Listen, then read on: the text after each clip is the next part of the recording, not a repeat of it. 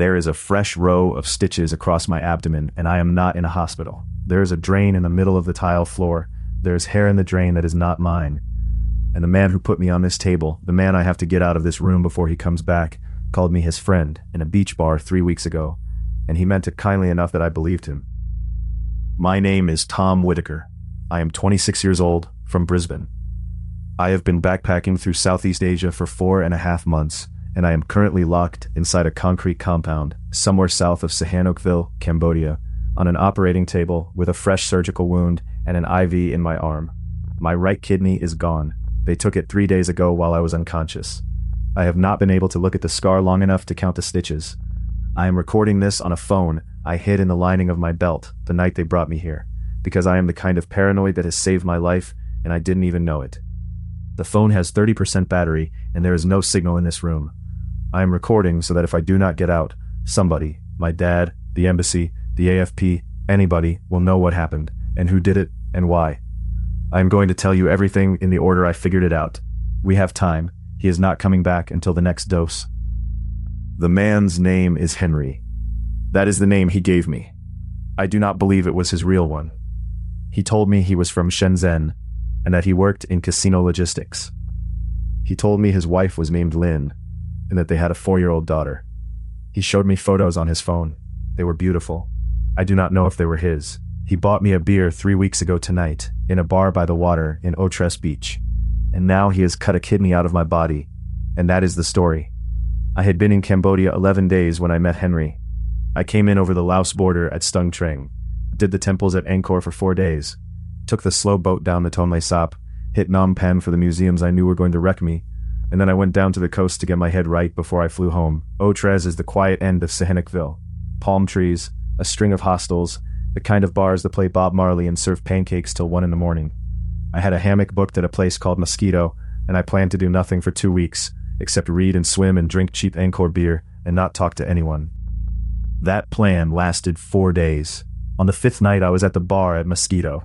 There was a duo playing acoustic guitar. A German girl was telling a long story about being chased by a rooster, and I was happy, you understand? I want you to understand that I was actually happy, and the man on the next stool over leaned across and asked me what I was drinking. He was Asian, mid-30s, in a clean white linen shirt and gray trousers. He looked too well dressed for the bar. His English was perfect. He had an easy smile and he was alone. He said his name was Henry, and he was here for 2 weeks on holiday from his job in Shenzhen. We talked until the bar closed. Henry was the best company I had had in months. He spoke 5 languages. He had read the same novel I was reading. He knew Cambodia better than my guidebook. He had been there for work 9 or 10 times. He took me to a noodle stall in town that I would never have found, run by an old woman who served the best amok I had ever eaten. He took me on the back of his motorbike up to a hilltop temple I had not heard of, where we sat in the early dark and watched fruit bats come out of a cave below us in a stream that lasted 40 minutes. He paid for everything and waved me off when I tried to chip in. He said his company expensed his travel. He said it was nothing. I want to say I had no warning. That is not exactly true. The first was that Henry did not drink. He always had a glass in his hand, but he never finished one. I watched him at the noodle stall pour his beer into a planter when he thought I was not looking. I thought maybe he was a recovering alcoholic. I did not ask. The second was the questions. They came in slowly, casually, the way you would ask a new friend anything. But they piled up. Did I smoke? How much? Did I have any allergies? Was I on any medication? Had I had any major surgeries? Did I have diabetes in the family? What was my blood type? He asked me my blood type on the back of the motorbike on the way up to the temple. I told him O negative because I am O negative, and because he was my friend, and because nobody asks that question in a bar unless they are flirting with you, and Henry was not flirting with me. The third was on the 7th night when I was telling him about my family. My mother died of cancer last September. My father has not spoken to me in 2 years, over an argument I do not remember the details of anymore. I have no siblings. My only close friend back home, my mate Cal from uni, is in Antarctica on a research rotation for 8 more months. I told Henry all of this. I told him I had booked an open return ticket. I told him nobody was waiting for me at any particular date. Henry listened with his whole face. He nodded in the right places. He told me I should write a book about my trip when I got home. I see now that he was not listening because he was interested. He was listening because he was making sure. On the 20th night, Henry told me his cousin owned a beach club up the coast, near Ream, and there was a private party that Friday. Locals only, The kind of place you would never get into as a tourist, but he could get me in if I wanted to see what real Cambodia looked like. I said yes. He picked me up at 8 in a black Toyota Land Cruiser with tinted windows that he said was his cousin's. I should have looked at that car harder. It was not a tourist car. It was the car of a man who needed people not to see in. We drove for an hour and 40 minutes, north along the coast, then inland. The road got worse. The roadside stalls thinned out and then stopped. I asked twice where we were going. Both times Henry smiled and said, "Almost there, Tom. You will like it." We pulled up at a concrete-walled compound at the end of a long dirt track in low palm scrub. 2 men in dark t-shirts opened the gate. Inside there was a low building, with light coming from one window, a generator humming somewhere in the dark, and 3 other SUVs parked in the dirt. I remember saying, "This doesn't look like a beach club." Henry laughed and said, "Cambodia, Tom. Real Cambodia."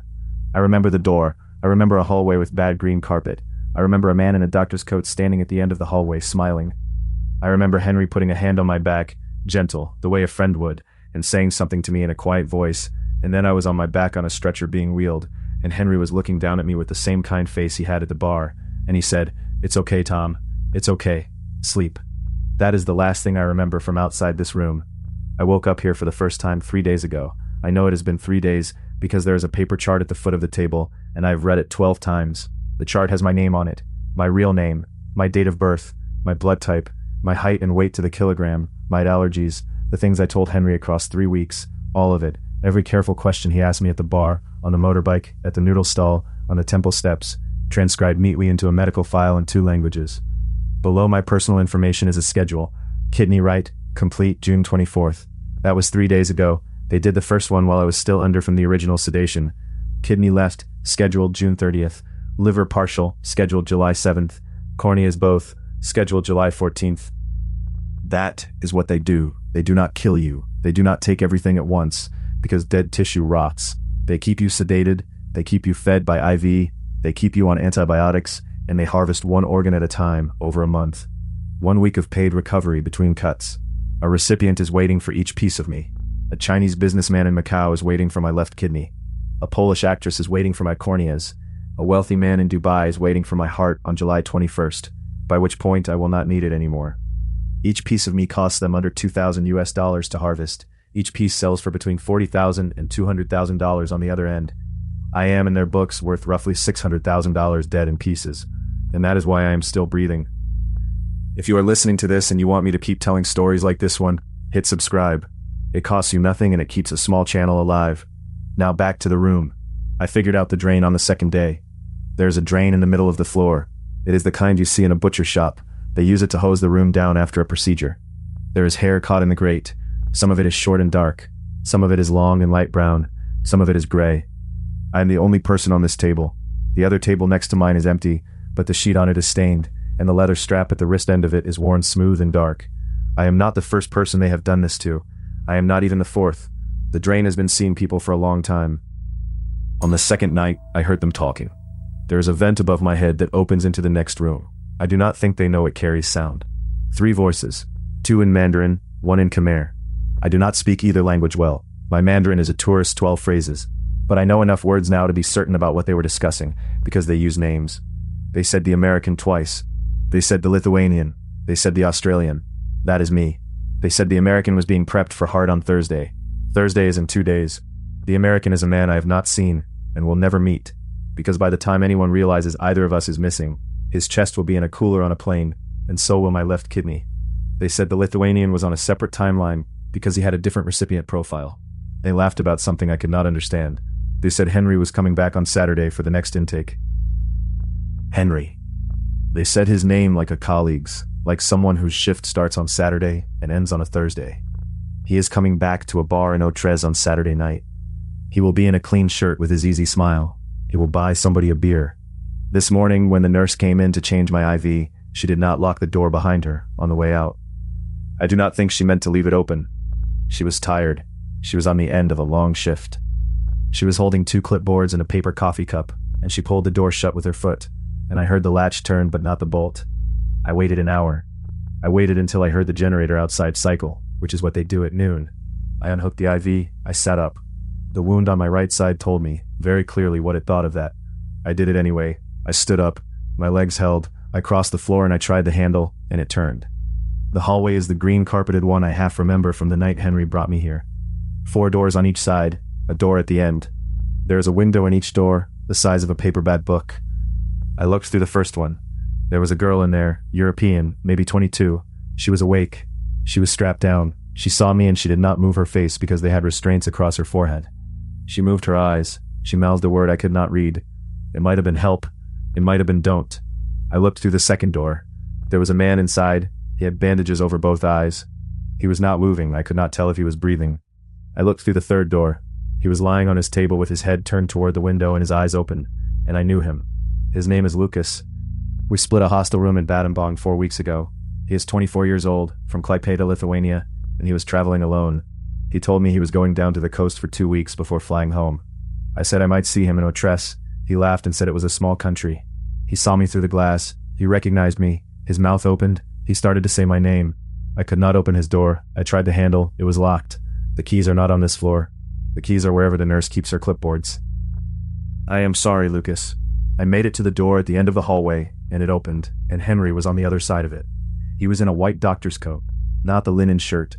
There was a stethoscope around his neck. There was a tablet in his hand. He saw me and he did not look angry. He looked the way a parent looks when they find their kid out of bed at 11 o'clock at night. A little tired, a little disappointed, patient. He said, "Tom, you are not supposed to be awake yet." He took me by the elbow, gently, and he walked me back to my room, and he sat me down on the table, the way he would sit a friend down on a bar stool, and he poured a cup of water from the pitcher on the side counter, and he handed it to me. He said, "Let me explain the situation to you. I think you have figured most of it out, but it will be easier on both of us if you understand the full picture." He told me everything. He told me there are 3 children in a hospital in Guangzhou waiting for kidneys. He told me one of them is 6 years old. He told me a businessman in Macau will pay $140,000 for the left kidney of a healthy O-negative 26-year-old non-smoker, and that the businessman has a daughter who will graduate from secondary school next year, and that without my kidney, he will not live to see it. He told me a Polish actress is waiting for my corneas, and that without them, she will lose her career inside 18 months. He told me my heart will save the life of a 41-year-old engineer in Dubai with 2 small boys, and that the engineer's wife has prayed every night for 16 months for the news that came this week. He said, "It is a service economy, Tom. Recipients are waiting. You said it yourself. Nobody is expecting you back for 2 more months."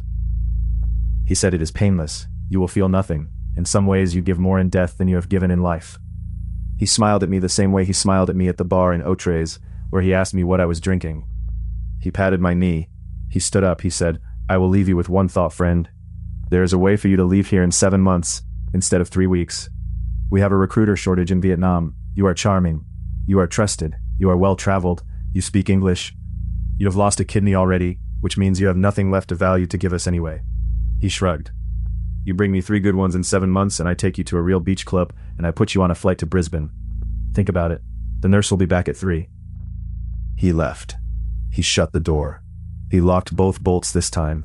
I have been sitting on this table for 40 minutes thinking about what Henry said. There is no version of this where I say yes. There is also no version of this where I sit here and wait for the nurse at 3 to put another needle in my arm and harvest the kidney that is still inside me. There is no version of this where I sit here and wait for Thursday and listen through the vent to the sound of the American giving up his heart. When I finish recording this, I am going to do 2 things. First, I am going to push this phone into a vent under the cabinet by the door, where they will not find it tonight, with this audio file saved and a delayed upload scheduled to my Google Drive for the next time the phone catches signal, which will be the moment somebody opens the gate of this compound to the road.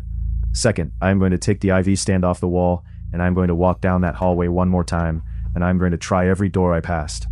I do not think I am going to make it out. I have a hospital gown and bare feet and 1 functioning kidney and no idea where I am, and the only weapon I have is a steel pole with a bag of saline on the end of it, and there are at least 4 men in this compound and a wall around it. But I am going to try Lucas's door first, and if it opens, the 2 of us are going to try the girl's door, and if that opens, the 3 of us are going to walk out of this compound, or we are going to die in the hallway, and at least we will not die alone on a table for parts. If you are hearing this, it means the phone got out. It means the upload went through. It means somebody, my dad, my embassy, the AFP, somebody knows where I am and who Henry is and what is happening here. If you find me, please find Lucas too. His mother's name is Greta. She lives in Klaipėda. She has not heard from her son in 4 weeks. I am going to put the phone in the vent now. I am going to do this now. Cliffhanger. The recording ends here. What you have just heard is a verbatim transcript of an audio file that was uploaded to a Google Drive account in Brisbane, Australia at 3:47 a.m. local time 2 months ago. The phone that uploaded it was found in a roadside ditch outside Sihanoukville, Cambodia, 12 kilometers from the nearest known compound, matching the description in the recording. Tom Whitaker has not been found. Lucas Petrauskas has not been found. The girl has not been identified. The compound was raided by Cambodian National Police 4 days after the upload. It was empty. The walls had been freshly painted. The tiles had been replaced. There was a new drain in the middle of the floor, set into cement that was still curing. A Chinese man matching Henry's description was photographed last Saturday by a plainclothes Cambodian intelligence officer at a beach bar in Otres. He was buying a beer for a young Canadian woman with shoulder-length brown hair. If you are traveling alone in Southeast Asia tonight, and a stranger has sat down next to you, and he has a kind face, and he has bought you a drink, and at some point this evening he asks you in passing about your blood type, do not tell him. End.